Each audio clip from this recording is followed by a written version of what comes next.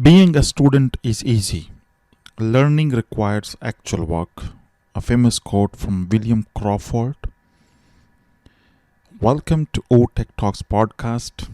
Your host Kashif Manzoor is with you. Today we have a guest speaker with us. Stay tuned. Be ready. We'll come back after the intro and we will have a very amazing guest with us to talk on how to detect deepfake. Be ready with a wonderful discussion on artificial intelligence. Let's hear the intro. Welcome to the OTech Talks podcast, where it's all about working on technologies. You will hear the latest tech information, and your host, Kashif Manzoor, brings together product overviews, how-tos, best practices, tips and tricks, and troubleshooting techniques.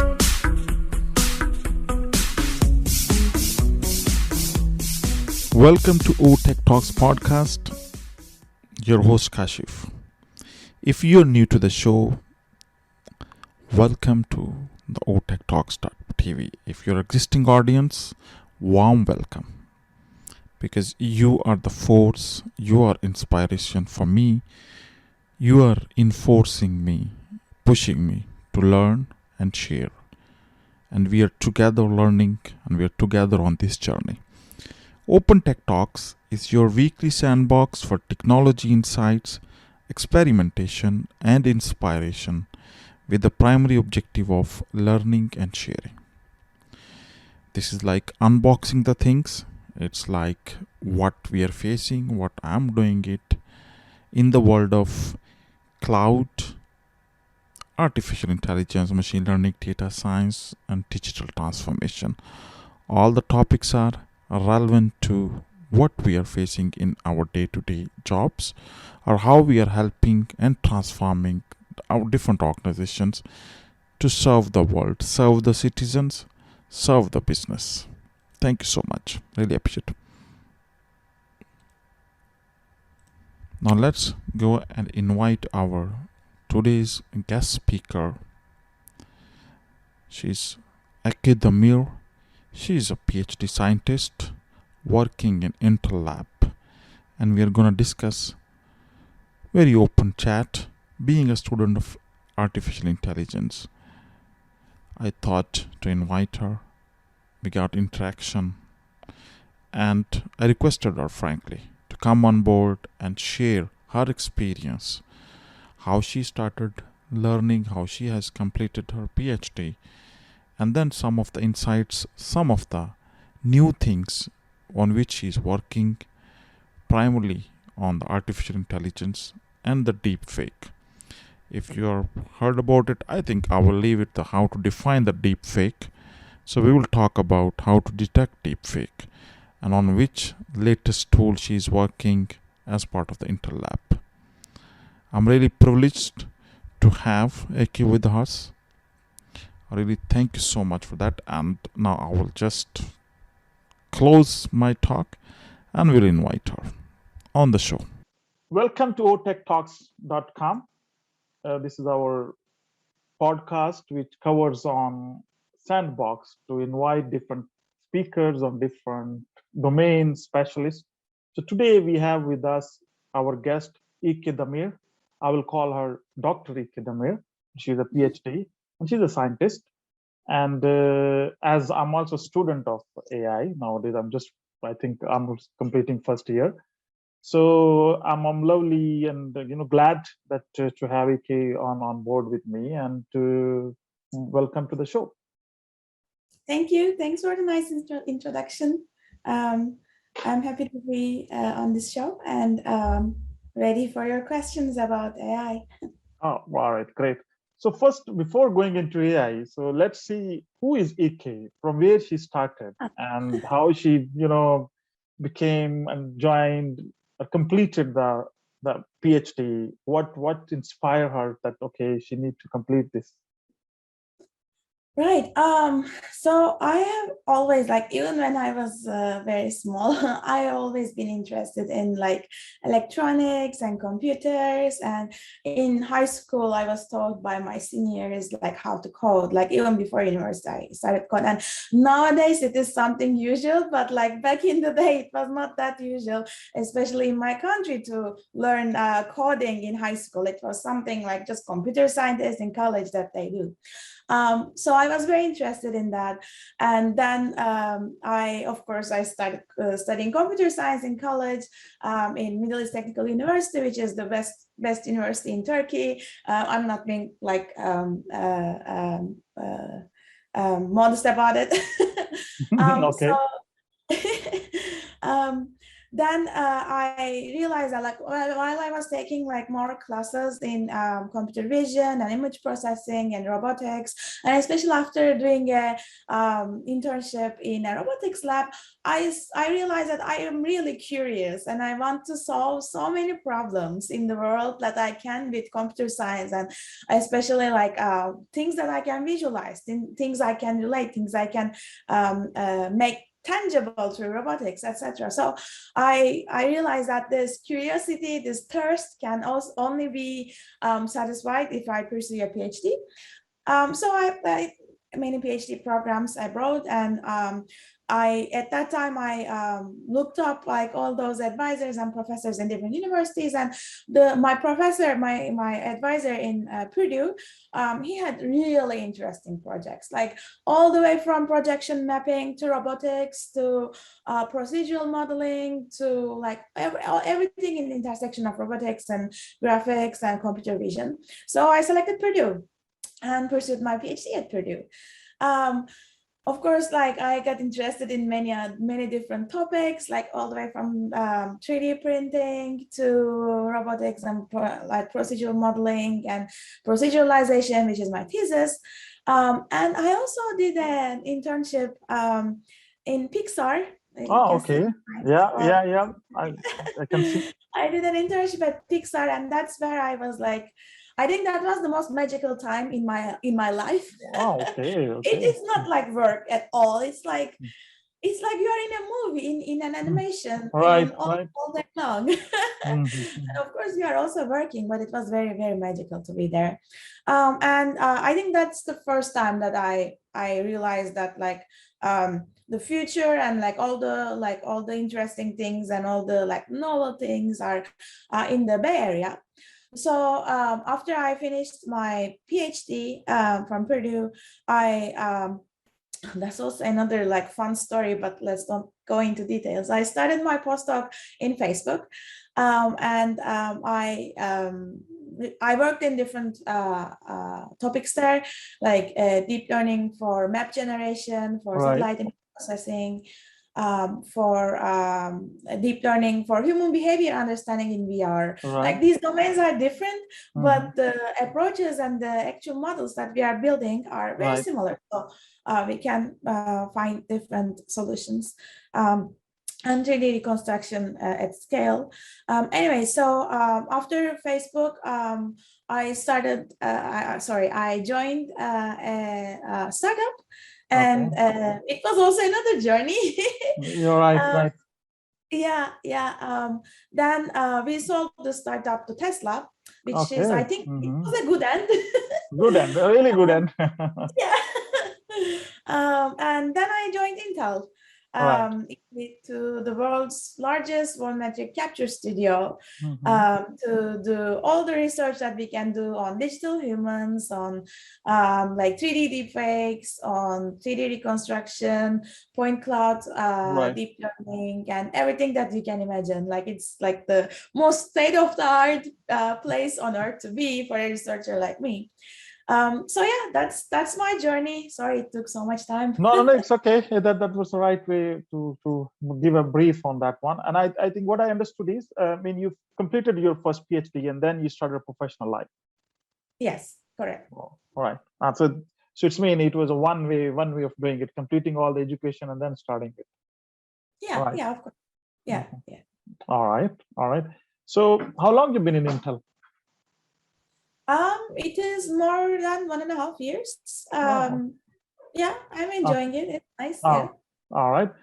Now, interesting. And what being a woman inspires you that, okay, you completed the PhD. So what was your inspiration that, okay, as a girl, that I need to pursue, that I need to complete it? Because that's not a normal routine education. Normally, when you do your graduation, your master, then you try to start working somewhere. So what was your inspiration that keep pushing you that no, I need to first complete my PhD, my doctorate, and then I will go for professional life? That's a good question. So, um, I think as humans become more cruel and discriminated as we grow up. So when I was a child, like there was no like girl concept, or Right, no female right, concept. Like we were all playing together, we were all exploring together, right, experimenting together. So when I was into like electronics, like with my dad, we were like always like, I don't know, like opening a radio and doing some surgery on a radio or on a phone, or like something electronic that we can open and like see inside and close, like at that time you don't think like you're like boy or a girl or anything, right? True, yeah. I agree. In my undergrad, it was a little bit getting more obvious that I think in 110 students in my year, we were just like 13 women. Right, Um, and like, that's not really hopeful, but even in that case, we are not like that aware. yeah, But as you progress like into PhD and into the professional life, you begin to be the only woman in your team, only woman in your group, only woman in your lab. And that is sometimes that is lonely, but sometimes that is pushing. That is like, well, yeah, I must do that. I'm the only true, one. I need to carry the flag. yeah, yeah, Um, and sometimes it is like a thin barrier between being aggressive and demanding.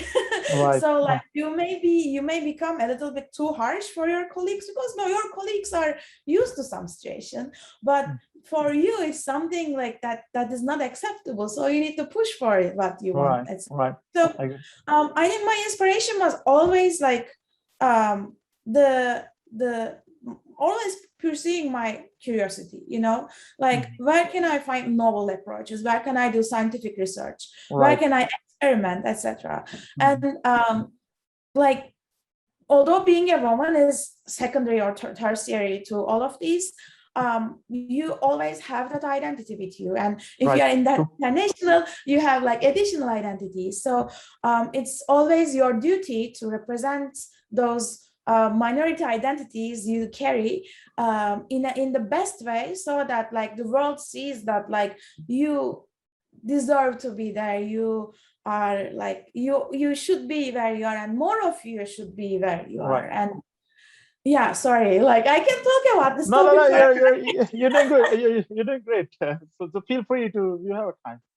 So now that's great, by the way. And let's keep pushing someone to complete his her education or his or her education. And that's what I think. I mean, even I started my as a professional life, but then it pushed me that okay, I should start some new program. And then I'm doing so I'm my kids and all that. So when I'm spending time on the weekends to study, so it's challenging sometimes, but that's the fun. I'm feeling it. I'm almost first year, so it gives me new directions that yeah, which maybe when you start doing your professional life jobs, you sometimes you miss that one, or you leave part that you don't need to study the way you need as a professional education or university. And now it's coming one question to my mind, because there are a lot of machine learning AI courses. If you search today online, Google, it's extensive, courses. And I was also confused, frankly. So should I do a short course, 3 months, 6 months, or should I go for some professional degree? So I pushed myself that okay, no, I should go with some professional degree, so where I will spend and more focused time. and then I will have a group of students where I will, study together, learn from each other, and all that. So now my question to you: what do you think, if someone wants to start learning an AI, where should he start? Should he start with these small courses? Should he pursue some degree program? Or what should be his path or her path? Let's modify the question as like, where should he or she start, Yeah. right? Yeah, yeah, yeah. Yeah, so depends on what is your use case. So if you have a small problem that you would like a deep learning or AI based answer, maybe some of those application specific courses, short courses would be enough. But if you want to make it your job and do research in that, or like build projects, like deployable projects in that domain, you need to know the math behind, you need to know the theory behind. And Right. for that, I don't think it is possible with like short courses, etc. Because even if they cover deep learning, they may not cover the actual calculus behind it, or Right. they may not relate it to the statistics or actual data science. Like it is such a big package. Like when we say deep learning, it's not just one model that you are running, right? Yeah. And to be able to like relate it to those like other domains and to know the theory behind it, I think you need to have the formal education. Like not formal education as like you need the degree for that. And I don't think there is other like really detailed fundamental courses that I are doing agree. that. I would agree with you, because I struggled in my first, I think second or second course on calculus, statistics, linear algebra.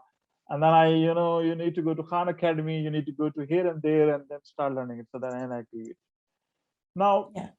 so I want to bring our discussion to the topic, which I thought to get your some opinion, some as a layman, as a student to that, which is common affecting a lot of people, which is deep fake. So there are you see a lot of videos, a lot of nowadays on even social media. So people changing the videos and then someone else is speaking. So so I will ask in two-fold question. One is, if some some person who is not aware about any about deepfake, you need to explain to give him that, okay, what it is, so that it gives him or her education. And then, is there any way that can be detected, or what are the industry or the researchers are doing against that? So how, so people, so one is a one layman, general public, how they can predict or can find out, and another way is how the researchers are doing it, like you yourself, as in from a expert's point of view. Right. So deepfakes are videos or images where the actor or the action of the actor is not real. So imagine me talking here like that. But maybe that's not me. Maybe someone made a deepfake of me and you are talking with a deepfake. You don't know. Like I'm me, just to make sure for the audience, but that's an example. So it may be like just an audio deepfake that the voice is different, or just the lips are different, that is like lip sync techniques, or maybe the face is swapped to another person, or maybe it is the same person, but it is reanimated in a way that it's like saying different things, right, or acting differently. So all of those are different deepfakes.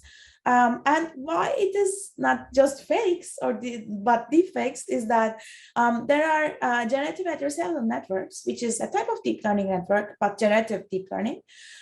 Those approaches are being used extensively right now for creating those fakes, which are with deep approaches. So that's why we call them deepfakes. I mean, if you think about like post-production pipelines, Photoshop has been there for so long, and there are so talented artists that can create those like fake videos. But the reason that we call them deepfake is because they are done with AI approach, with deep learning. So what can we do against deepfakes, right? Like how can you be sure that I am me in this video? So there are several approaches, like there are many approaches, but like the main domains are deep learning based domains.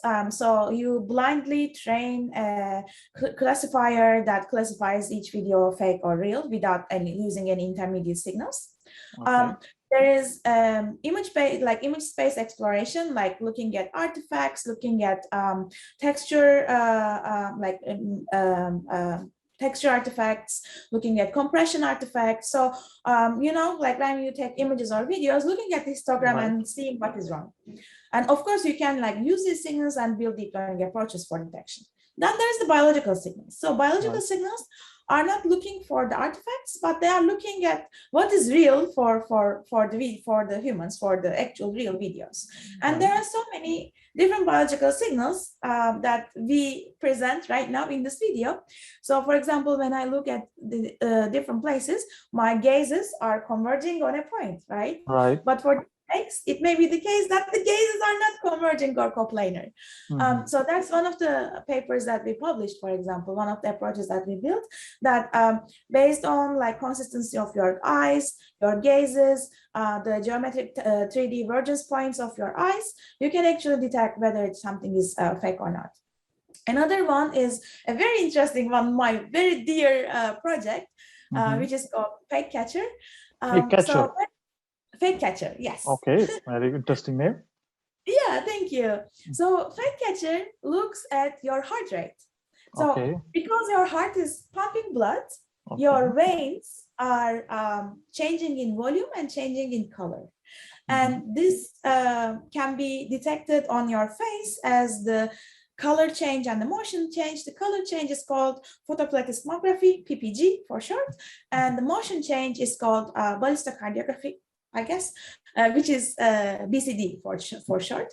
So we looking at any video, we actually extract those PPG cells, PPG signals from many places on the face, and then we create PPG maps to feed all of these to a deep learning network.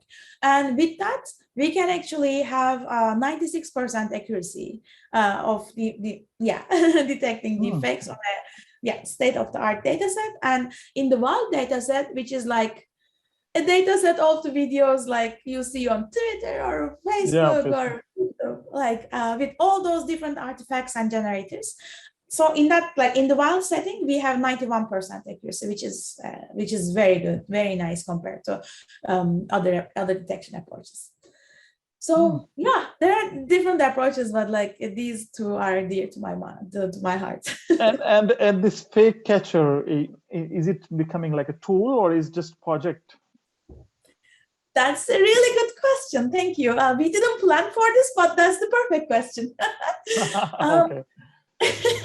Yeah, so we built Fake Catcher as like a research project, right? Like it was a paper. It's actually published in PAMI, like IEEE Pattern Analysis and Machine Intelligence Journal, which is like the prestigious journal in computer vision. Then we at Intel, we took Fake Catcher and we actually built an optimized pipeline for it using like OpenVINO, Intel deep learning boost libraries like VNNI, like all those shenanigans that Intel libraries are providing for learning. And we built the world's first real-time deepfake detection platform based on fake. So we can do it real time. In real time, Yes. Yeah, we can actually on an Ice Lake server, like on a third generation scalable Intel Xeon processor, we can do 72 streams on the server, 72 concurrent streams of detection right now. So yeah. That's good, inspiring. Yeah. Because I think that's even required, even from industry point of view, because that's becoming common. So everyone, even some bad actors are getting some benefits of making these deep fake, either video, audio, or like things. So these type of tools, this can help organizations, even governments, even a lot of departments and individuals, if it's gonna be. That's true.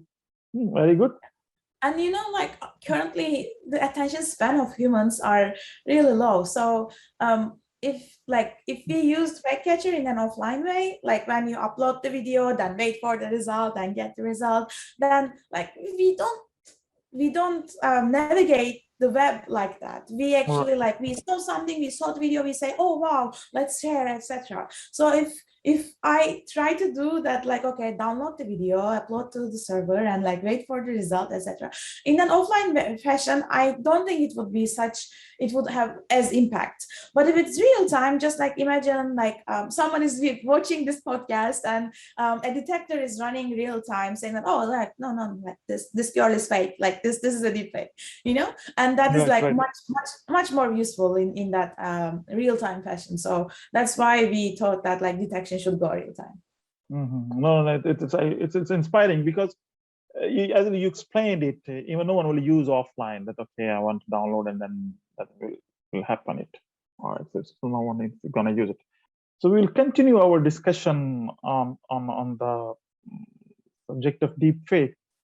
Now, and you said you guys are working on the fake detection tool, which is fake checker.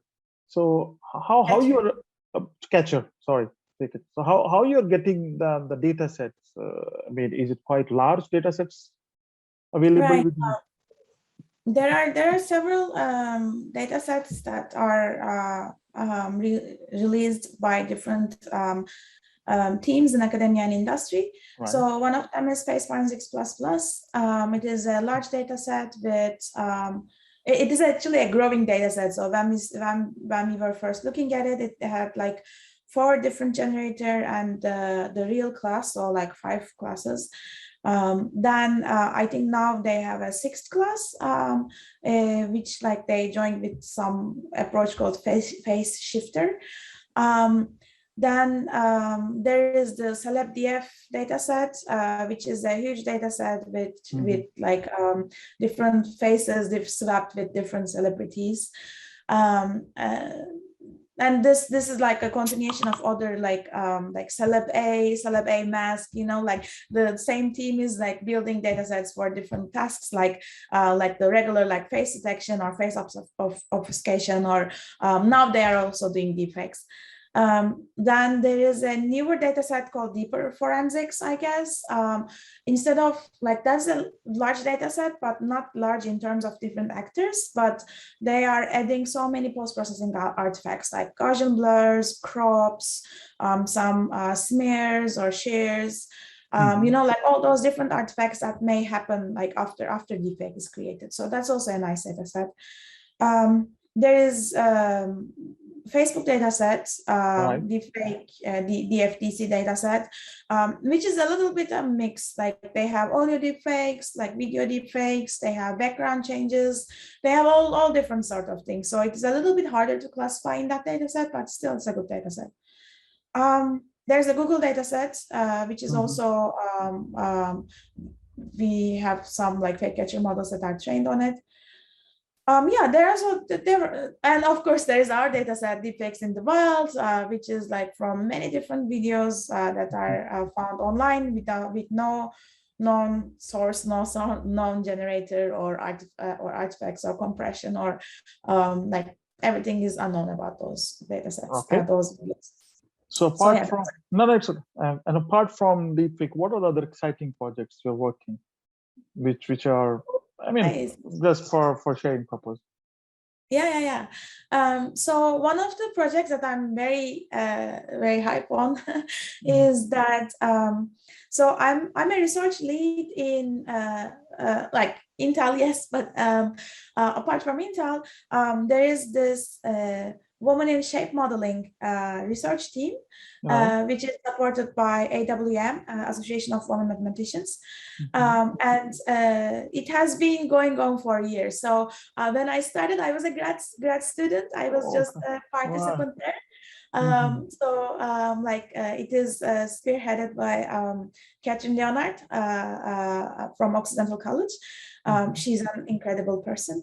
Yeah, by Wish, this year we organized the fourth Wish, and instead of being a participant as a grad student, now I'm a research lead there with my own project. So we are trying to find interpretable patterns, like explainable patterns from 3D shapes and mostly 3D meshes. So when I say interpretable patterns, like pattern recognition has gone a long way, but especially with deep learning, we see those patterns and those components and those segmentation approaches mostly working in a latent space with no explicit like direction of the pattern or pattern parameters, or if I ask like, is it like rotation or spiral pattern, the deep learning approach may not answer that. So what we are trying to find is, can we actually find a way to formulate patterns and pattern parameters in a way that we can embed this interpretable version of the patterns into the deep learning setting, so that we can do a co-segmentation of pattern parameters and the pattern units themselves. So that's a project I'm very hard on. Yeah. Oh, okay, great. All right. Now you also worked in a startup. So how was that experience? I mean, which you said it was acquired by Tesla. So working in other organization, which is long run organization or a startup. So was there a difference, or what was your learning out of it? Yeah. Well, I think if you look technically, the things you do are the same, right? Okay, like right. the AI, like the AI and deep learning that you are doing, like trying to build models, and it's all like maybe I can say that it is more research. It's more product oriented research than like open research, right? You can Okay. Got it. you can still be curious, but you need to align your curiosity in the current need, because it's very fast paced, and you need to like prove your point in a more proof of concept than actually like doing all the experimentation, evaluation, writing the paper, etc. You need to have that first proof ready, right? But still, like I think that is also changing in companies right now, like that are doing real research, like in AI and deep learning, especially, we are never doing like, oh, okay, like let's look at all the possibilities and like select this and like do the proper evaluation. We are always in a rush because our domain is progressing so fast and so not like leaving anyone behind. So I think the pace of a startup and industry is like converging at this point. Converging. True, absolutely true. This is you're rightly converge the word used, and that's what we're seeing even in my organization where I work in Oracle. So now the startup mindset started coming in each organization, each pillar. So they no longer old traditional way of looking to things are no longer there. That's true, because the industry is moving too fast. So that's why they need to change their mindset. Absolutely right. Exactly. So how you cope your personal life with the research? So how you balance it? Balance what? Does this answer? No, I'm joking. So I work, so it depends on what you are happy to do, right? So some of my colleagues are not like taking these like additional projects, or like, like Wish, for example, like women in shape modeling, that is completely voluntary. Everyone there, like now I think we are a team, like in my team, we are like 7-8 people, professors and grad students, and like many different researchers, and everyone is doing it voluntarily. There is like, the only benefit that we get from there is that we will actually publish the papers, and we are contributing to the humanity, right? And other than that, there is no other like thing that, but we enjoy doing that. I agree with you. I 100%. We were talking, so our topic was, we were discussing, I want to just co-link that the way you explained it, that you're taking extra projects. which is your personal, passion, or spending time compared to other researchers, which they only do their day-to-day jobs. So Right. and I agree with you. That's the way I also do that one. So where it gives you satisfaction on that one. So Yeah, exactly. so thank you so much for sparing your time and coming on board with me and sharing your expertise and even the journey for anyone to start even the education or even on the research side. So for just the last concluding maybe question, so what advice, I mean, being a student, what advice you will give me or anyone who is pursuing an AI career or deep learning? So what are the some of the things he should keep in mind or to drive, which drives him or her to this field? Right. I would say, like, don't be afraid to follow your curiosity. Um, if it is something you don't know of, if it is something you haven't done before, if it looks like interesting, but you don't want to like put your feet in the water, like just go for it. Like you won't drown. You will just Okay. learn to swim. Um, so um, and like the more you learn, the more you know that you don't know anything actually, right? True. And the way you invent and the way you build novel things is just through experimentation and applying the theory to what is unknown, right? Agree. So follow your curiosity and don't be discouraged if you see some other